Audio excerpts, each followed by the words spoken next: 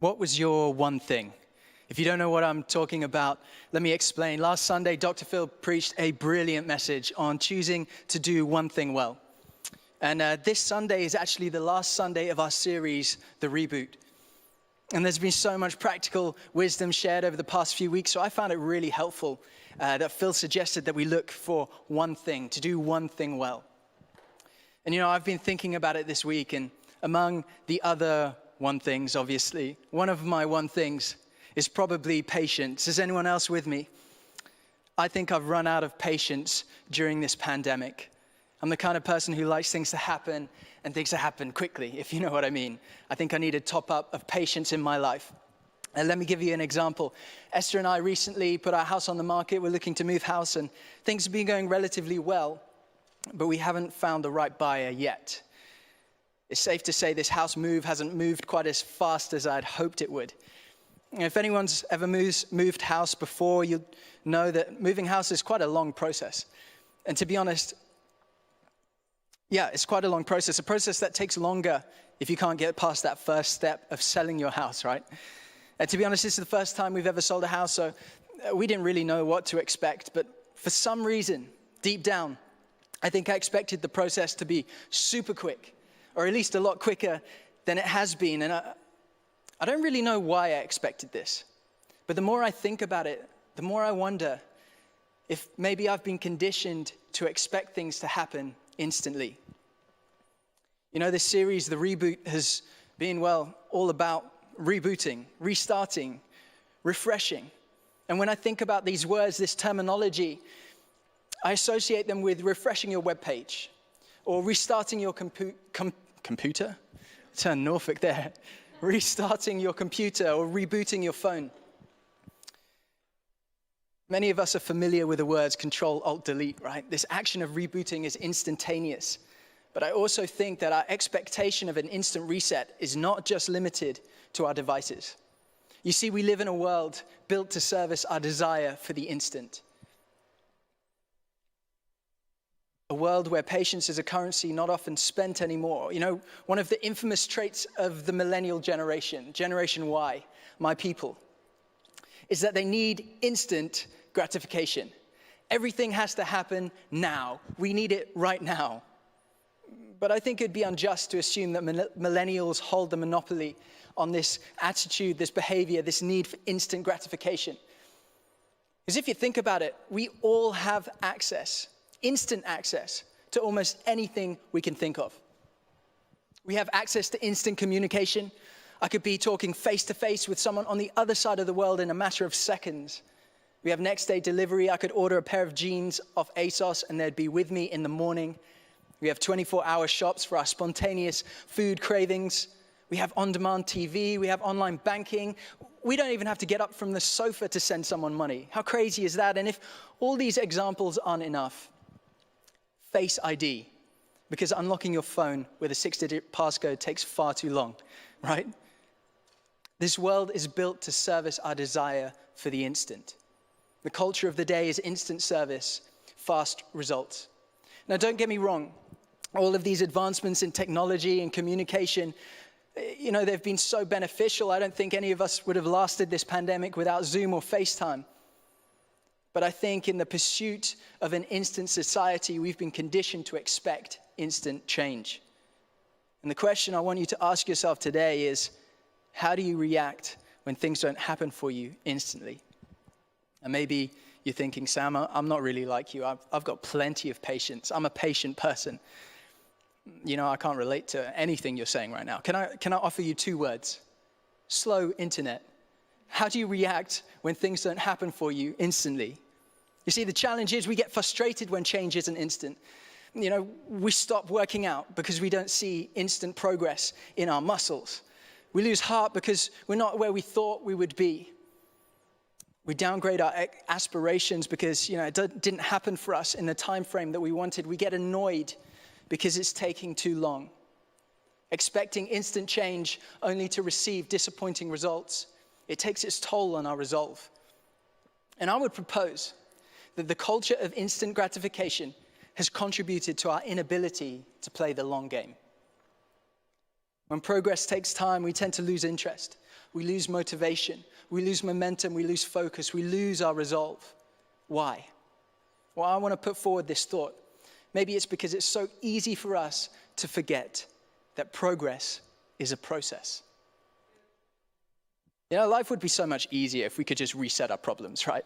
If we could just do a quick reboot on the areas we want to address, hit Ctrl, Alt, Delete on the things we don't like about ourselves. Even the thought of rebooting any area of our lives would be far more appealing if the reboot was instantaneous, right? But who knows, life doesn't work like that. What I loved about Phil's message last week was that he outlined the concept of the process. He talks about how God is all about the process, and that maybe the key to a successful reboot is acknowledging that progress is achieved little by little, one step at a time. And I love that thought. And I want us to expand on that a little bit more today. And in the Bible, in Romans 12, the Apostle Paul reiterates the importance of the process. And I want to explore this verse a little bit more because I think Paul was also well aware of the influence that society has on our ability to reboot areas of our lives successfully. I think Paul understood that society's influence is on even our perception of rebooting and what that entails. Now, if you're watching or listening today and you wouldn't call yourself a Christian or believe what I believe, that's okay. I'd love for you to stick with me as we explore some of these principles found in the Bible, because I believe that no matter where you stand with God today, you'll be able to get something practical out of this that you can apply into your life. So I want to encourage you, keep listening with an open mind and see what you can take away from what we talk about today. So I want us to look at Romans 12, chapter 12, verse 2. And I'm going to read from the Passion Translation first. And Paul writes this: "Stop imitating the ideals and opinions of the culture around you, but be inwardly transformed by the Holy Spirit through a total reformation of how you think. This will empower you to discern God's will as you live a beautiful life, satisfying and perfect in his eyes." Now, there are two things that I want us to unpack from this verse that I think will help us today. And if you're taking notes, I want you to write these down. The first thing is this, and we've talked about it a little bit already. Number one, we need to understand that change is a process. Change is a process. Rebooting any area of your life is a process.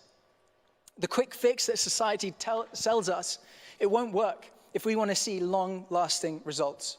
If we want to see transformation in our lives, we need to acknowledge that it's going to take time. And Paul understood this. And I love how the Amplified Version frames Paul's words about the process of transformation. It reads like this: "But be transformed and progressively changed as you mature spiritually." Be transformed and progressively changed. I love that. Whatever it is that you need to reboot in your life, whether it's relationships or finances, dreams or identity, Paul outlines that change is not a single event, but rather it's a process, a journey that continues as we are transformed and progressively changed. Da Vinci once said that art is never finished, only abandoned. When it comes to implementing changes in our lives, maybe we need to think a little bit more like Da Vinci.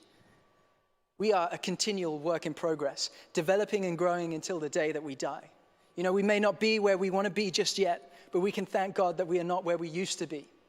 And we can look ahead at the journey that we have in front of us. So number one, we need to understand that change is a process. The second thing that I think we can take from this verse is that we need to be aware of what influences us. We need to be aware of what influences us. See, Paul tells us to stop imitating the ideals and the opinions of the culture around you. And he says this because he knew that society has the power to influence the way that we behave and also the way that we think. When it comes to implementing changes in our lives, we need to be aware of the things that influence the success or failure of those changes. Whether that's a subtle influence or whether it's obvious peer pressure, we need to be aware. If you want to be successful at rebooting an area of your life, you need to be prepared to be in it for the long run. Every overnight success was achieved through years of hard work. Understand that you might not see immediate results, and that's okay. However, this idea, it contrasts with the culture of instant gratification, doesn't it? A culture that perpetuates the idea that you can get rich quick through gambling and lottery tickets, that encourages inexperienced people to jump on stock trends in the hope of becoming an instant millionaire. A culture that encourages validation through social media likes, retweets, and follows. When it comes to implementing lasting, significant change in our lives, we need to acknowledge that progress is a process. It's a process that may go against the ideals and opinions of the culture around us, a process of being transformed and progressively changed. So how do we do it? How do we go against the cultural norm? How do we sustain the process of implementing change in our lives without losing hope or succumbing to frustration? How do we last the length of the reboot? Well, I think Paul gives us an insight into how we can sustain the process, and it's found in the verse we've been looking at, Romans 12:2. Stop imitating the ideals and opinions of the culture around you, but be inwardly transformed by the Holy Spirit through a total reformation of how you think. Amplified version says this, but be transformed and progressively changed as you mature spiritually by the renewing of your mind, focusing on godly values and ethical attitudes. I think it's fascinating that Paul holds the renewing of your mind as the key to transformation. The first step to sustaining the process is to address the way that you think. It's to address your mindset. See, the first battle in the fight to implementing change in your life is fought in our minds. Sounds straightforward, right? The challenge is, our thought life is being constantly assailed from every side. What we think about is being influenced by what we consume. Living in a society of instant access means access to instant distractions. From the moment that we wake up to the moment we go to sleep, we are being constantly bombarded by thoughts, ideas, opinions, and ideals. And with all this chaos, it becomes harder and harder to focus on the things that we need to focus on. Godly values, ethical attitudes. I think if we were to look at the time we spend on social media compared to the time we spend reading our Bible or time spent in prayer, I'm not sure many of us would feel good about the imbalance. A recent study by the US-based Barna Group reported that the average Christian millennial spends over 3,000 hours a year, consumes over 3,000 hours of digital content a year. To put that into perspective, that's 125 days of digital content, or just over 4 months, but only 150 of which is Christian content. What you meditate on, what you focus on, will determine the success or failure of what you are trying to achieve. St. Augustine said it like this: you are what you contemplate. Maybe a modern version could read, today's tweets form tomorrow's thoughts. What Paul is trying to help us understand is what we focus on, what we think about most is important. What you think about informs your opinions. Your opinions form your actions. Your actions affect who you become. Stop imitating the ideals and opinions of the culture around you, but be inwardly transformed by the Holy Spirit through a total reformation of how you think. We need to get rid of this unrealistic expectation that lasting, significant change will be instantaneous. We need to remove the focus from the ideas and opinions of the culture around us and start placing our focus on the Holy Spirit. So this week I want you to do one thing. Copying Dr. Phil here a little bit, but I just want you to do one thing. Off the back of everything that we've talked about today, I want you to take a break. Take a break. Simple, right? Take a break from the noise. Take a break from culture influencing your mind. Take a break from the idea that you need to achieve instant results. Take a break from social media telling you what to think, and let the Holy Spirit inform your thoughts. So your one thing this week, every day this week, I want you to take a 5-minute break to remove yourself from the busyness of life and allow yourself to start the process of being inwardly transformed by the Holy Spirit. Take a 5-minute break in a distraction-free environment. Tune out from the influences of social media, from the peer pressure, from the noise. And in this time, focus on the Holy Spirit. Now, maybe you want to meditate on the Bible verse you read today. If you don't have the YouVersion Bible app on your phone, it's a free app. They've got a verse of the day. It's super simple. Maybe you just want to meditate on that. Maybe you need to just take time to be still and hear God's voice. Whatever it looks like for you, can I encourage you, take 5 minutes. Remove yourself from the busyness. Allow yourself to start that process of being inwardly transformed through a total reformation of how you think. As we conclude this reboot series, I want to encourage you. The process continues. I know at times it'll be easier to allow frustration or disappointment to overwhelm us, overwhelm our determination. But if we choose to embrace the journey, the process of being progressively changed and transformed with the Holy Spirit, I believe that each and every one of us could fulfill our potential. Each and every one of us could become the best version of ourselves that we could be. And imagine the example we could set as we embrace the change, as we embrace change as an opportunity to grow instead of an obstacle in our way. Imagine if we could inspire other people to reboot areas in their lives. Imagine the positive impact we could have in our society as we inspire people to navigate significant life changes. Imagine if we could have the opportunity to explain that the key to our successful reboot was the Holy Spirit.